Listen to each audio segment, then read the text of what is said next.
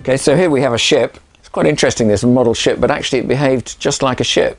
So if you were driving the ship, you put the helm over, put the kettle on, and by the time it's boiled, the ship starts turning. So it really did react like a ship. They actually let you have the go, didn't they? They did. It was great. It was really good fun. It's almost like a bit like driving a big yacht, but even slower to respond. So in this situation, we've got a ship and it's in a channel, and you can tell that because it's there's buoyage there. There's a little red buoy that it's avoiding. So the ship is in the channel. Once it's in the channel, it's got right of way. He's got no choice. Well, there's two reasons why the ship can't move. One is because with the yacht that close, the ship's never going to be able to turn quick enough to keep out of its way. But even so, the rules say that in the channel, the yacht must not impede the ship. So it's the yacht's responsibility not to get in the way. So if you're a yachtsman, the safest thing to do is not to go into the channel at all if you can help it, and keep right out of ship's way and not move yourself into a channel in a port. Let's see what happens. Now, I think if I was the captain of that ship, I wouldn't be too impressed now, and I'd be giving the 5 toots, waking up the whole of Hampshire to the fact that this is just about to be a collision here.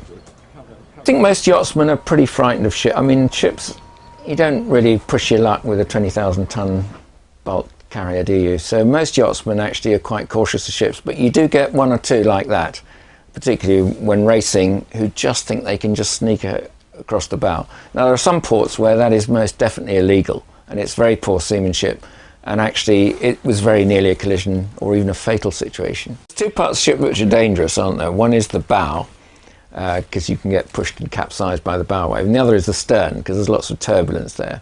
That's why pilot boats come in at the side of a ship and not either at either end of it.